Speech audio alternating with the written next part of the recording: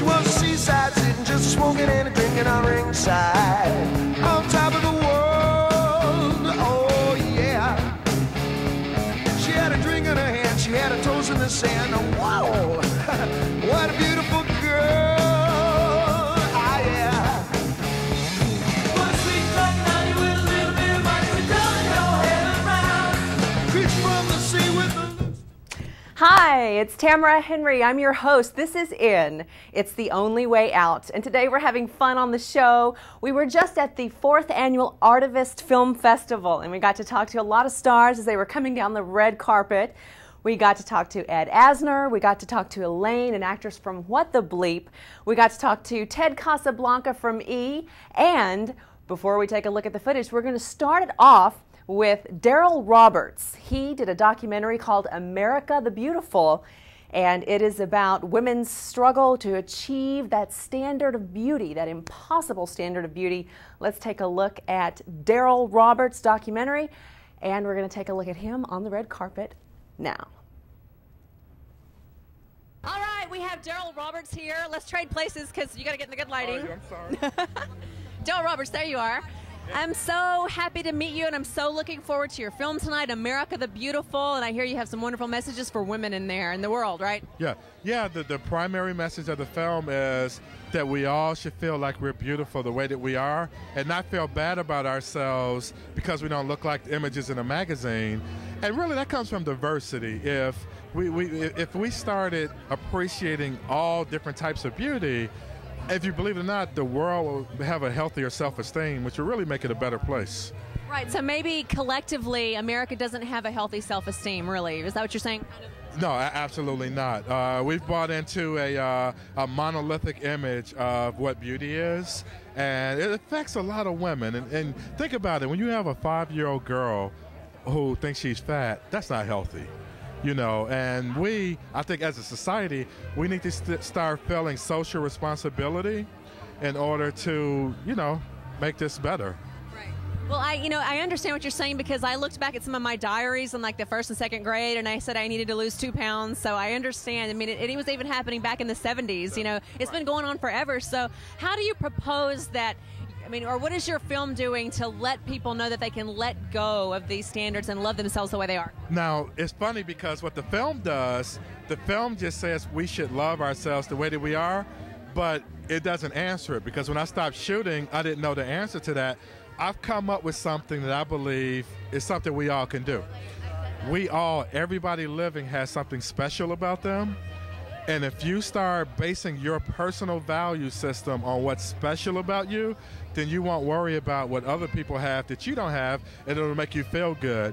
Do women just love you and thank you and praise you for what you've done for them? I won't say that women love me, but I will say that they are thanking me. It's been a big weight on their shoulders, and women are feeling like, I want it over. And they thank me. They say, especially as a man, you did this for us. Wow. So yes, they do thank me. Right. Yeah. Well, and I see your own inner beauty shining, and I think you've probably helped you're helping everyone open their hearts, open their eyes to the vision of the true beauty that's really all around us. Right. Well, one of the things, like in the film, one of the people that are hit hardest are teens. And in this film, when you see it, we have a teenager in our film that was a big model. She's modeled for Tommy Hilfiger and Marc Jacobs. Hey, Gerren. And this is her here, Gerren, and you'll see her in the film.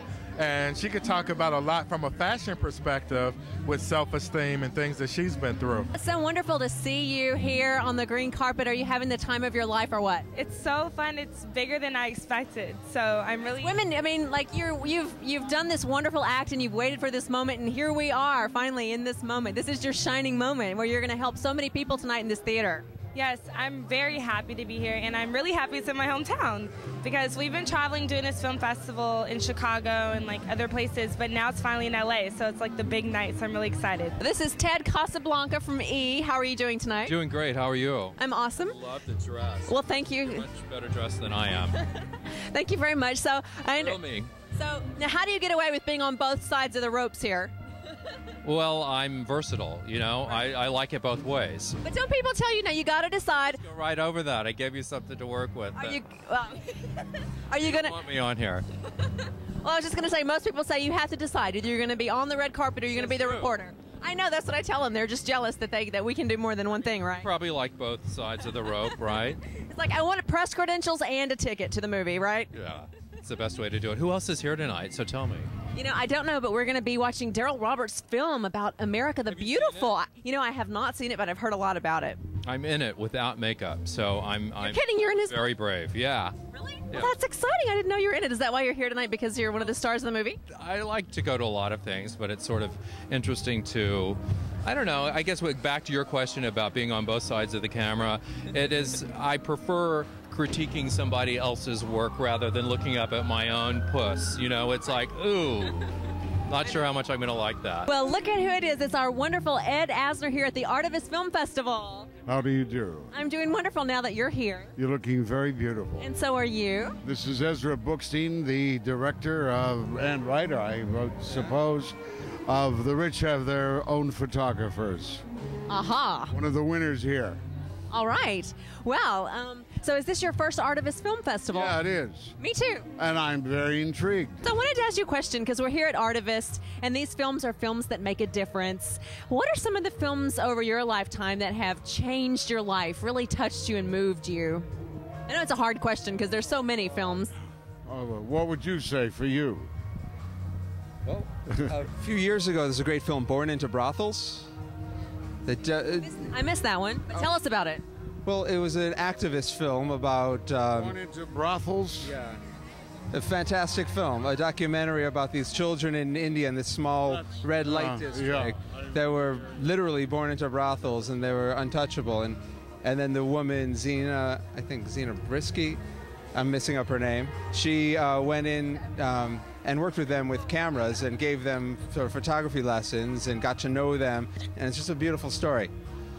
In my own case, I mean, just in recent years, there's certainly not the documentaries that made me go crazy, but Ken Burns, for instance, what he did with the Civil War, what he did with baseball. I mean, I was unbelievably educated by what I saw there. And we've witnessed these documentaries all our life, and yet, what they do is create the genesis for what eventually becomes fictional art in terms of the movies and television. So without documentaries setting the pace, we would be scratching our asses. Scratching our asses. You heard it here from Ed Asner. Well, a bit.